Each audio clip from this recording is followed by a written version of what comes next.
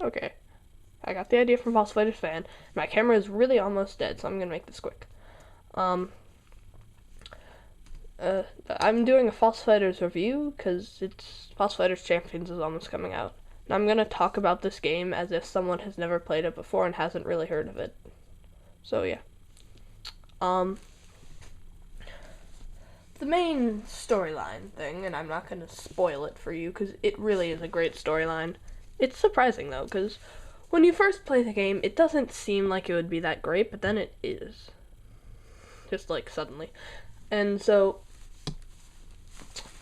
you are a young boy and you don't get to pick your gender, who aims at being the best fossil fighter in the world, and you go to Vivisaur Island in hopes of fulfilling that dream. During which you meet Rosie, who is like a girl, and is actually really annoying, but she follows you around a lot. And she's kind of considered your girlfriend. Kind of. It depends. And then, so what you do is you dig fossils, which is rather boring. You just kind of walk around, and you look for, on the top screen, you see, like, green things, and then you walk over to those, and you hit A, and you get a fossil. Usually you get a fossil. Sometimes it's something else. A couple other things. But usually it's fossil. So, you take the fossil, and you go back to town, because you're at a dig site, and then you talk to this really annoying robot guy, and you clean a fossil. And basically you take the stylus and kind of tap/rub it on the screen depending on what you're doing, but it's really a lot more complicated than just that. Cleaning is really important to stuff. And then once you've cleaned it, you revive it, and I think that this is like the best part of the game besides the storyline, because it's really cool, because you have your Vivisaur, and it's just like, I don't know how to describe it. Once you've already like memorized all the Vivisaurs, then it's not as cool, but when it's something new, it's awesome. It's like, wow, what is it? Oh, that thing looks cool.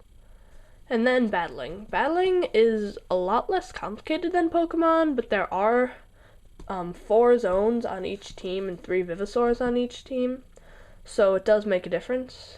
That makes it kind of complicated. And it's not like fighting battles.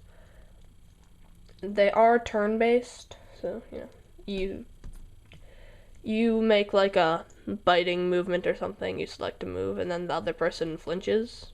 Well, the Vivisaur, not the person. But the graphics for that are really good. Like the entire game, the like build-up of the characters looks really cool, but how they like walk around and stuff looks actually really stupid. But that doesn't make it a bad game. The storyline at first is kind of stupid, and it seems like it's going to be stupid all the way, but it's not. Once you get to level 6, like at the beginning, it's so cool what happens. I mean, it's really unexpected. Anyone that's played the game before and knows me knows exactly what I'm talking about. And so, in the end, I will tell you that you do save the world. Giving you a hint. There are 8 levels of fighting, of being a fighter. And once you, well, no, there are 7 levels, but there are 8 chapters in the game. Once you get to level 7, you're considered a master fighter, and everyone, like, loves you. And then, about halfway, and then a little bit after you're a master fighter, you get to the last chapter in the game. And storyline things have really heated up. It's cool. To level up, you fight level up battles, which at first are easy, but they get progressively harder. They're usually not that hard, even at the end. But at the end, there are like certain rules and stuff that turn the thing against you, and it's kind of annoying, and sometimes it can be hard. Depends on how good of a fighter you are. Different level up battles require different, like, things. Although one of them, it says that you have a turn limit, that you have to beat your enemy within like a fixed amount of turns. And I just tried that once. I skipped my turn like 20 times and it didn't do anything.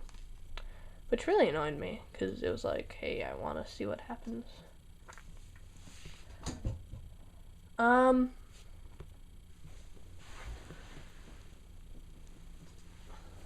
Sorry, I just dropped something, had to pick it up. Yeah. I don't know why I went into such depth about the level up battles. But after you beat the game, there's a lot of after game stuff to do, so the game's not done once you beat it. There are a lot of legendary Vivisaurs.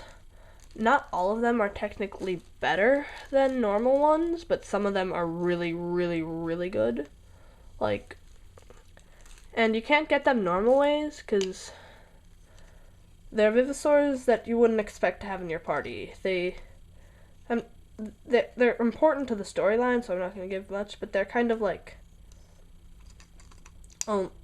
they don't seem like they would have any other owner than the one time you've seen them in battle.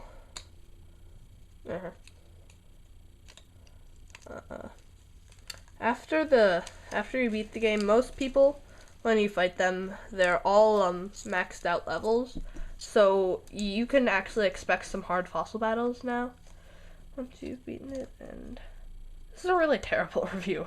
I'm sorry if I'm bad at this. That's all I'm really gonna say. If you want to know anything more, you can watch my walkthrough. I can't tell you that it's anything good, especially at the beginning, because my camera was really blurry, but